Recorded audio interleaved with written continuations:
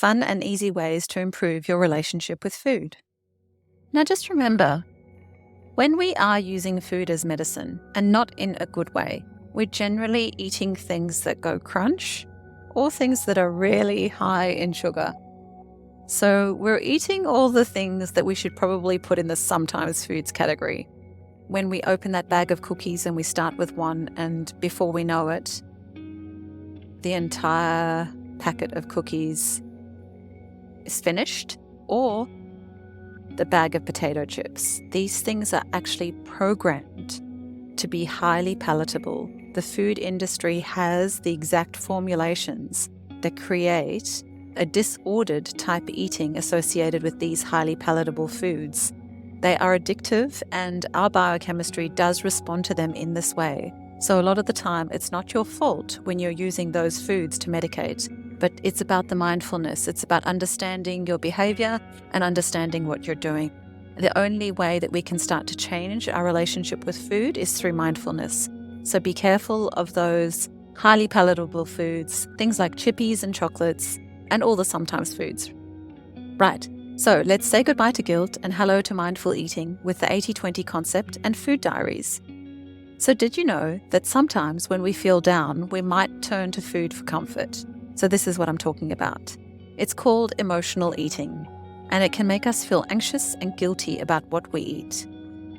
But no need to fret. Research suggests that we can learn to tune into our beliefs and our mind programming to understand why we turn to food for emotional comfort and develop healthier coping mechanisms. A great way to start is by keeping a food diary for a week. You have got the Holland Clinic Health Chronicles. Please use them. They are so in-depth and they are so enlightening. Once you start to record things, it really brings that awareness to what it is you're thinking and therefore what it is you're doing and why.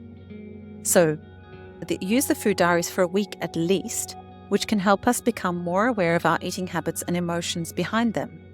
Eating mindfully and listening to our hunger and fullness signs can also help us become more in control of our food choices and develop a healthier relationship with food by and large. Have you heard of the 80-20 concept? If you've been listening to me for a while, you certainly have. But if not, it's a fun, popular approach to healthy eating that encourages us to focus on a nutrient-dense foods that nourish our bodies 80% of the time, and enjoy the sometimes foods 20% of the time.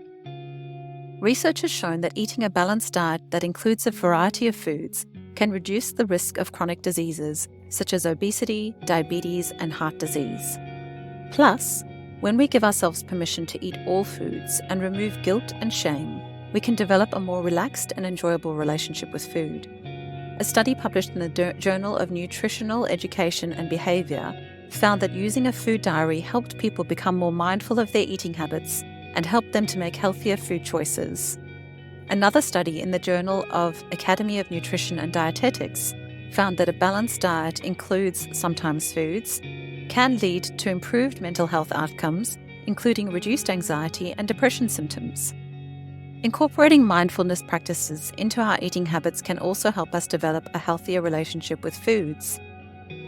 Take it easy, take it slow, and bring celebration to your meal times. And if you are going to indulge in those sometimes foods, don't feel guilty or don't bring shame or judgment around it, and make sure that you are using those calories on the highest quality sometimes foods the planet has to provide. So for example, if ever I have a glass of red wine, I make sure it is a really beautiful, high quality glass of red wine.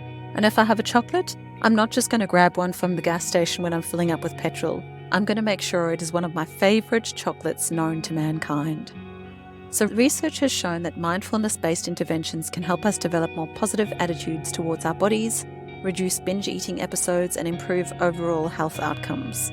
So why not trust using the Holland Clinic Chronicles to keep track of what you eat, when you eat, and how you feel before and after eating?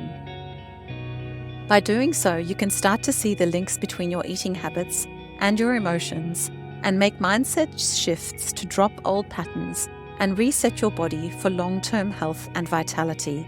And this is exactly what I want for you.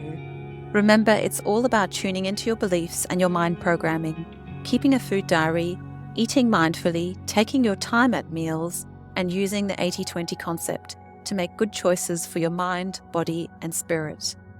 80-20 can look something like sticking to the Holland Clinic food protocols Monday through Friday, and then having a free cheat day on a Saturday or a Sunday, or sticking to the Holland Clinic food protocols Monday through Thursday and taking the weekend off.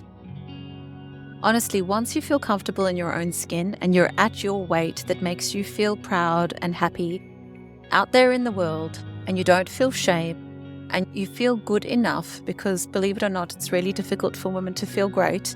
Unfortunately, it's sad to say that out loud. When you get to that point where you feel good enough and you feel comfortable enough and comfortable in your own skin, if you stick to the Holland Clinic food protocols Monday to Thursday, and you do your ketogenic cuppas and you do your intermittent fasting, on the weekends, you can pretty much do whatever you want and you'll be able to maintain vitality for good.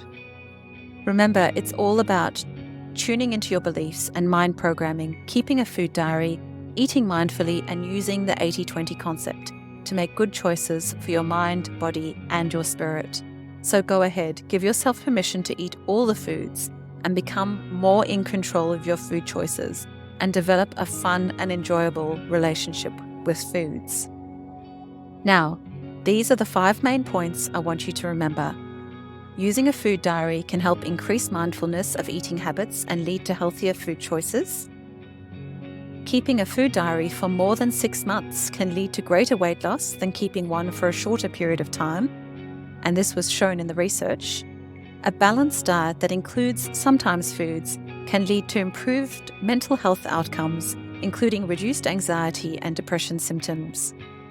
Mindfulness-based interventions can help develop positive attitudes towards the body, reduce binge eating episodes, and improve overall health outcomes. Consuming a balanced diet that includes a variety of foods can lead to improved health outcomes and reduce the risk of chronic diseases such as obesity, diabetes, and heart disease.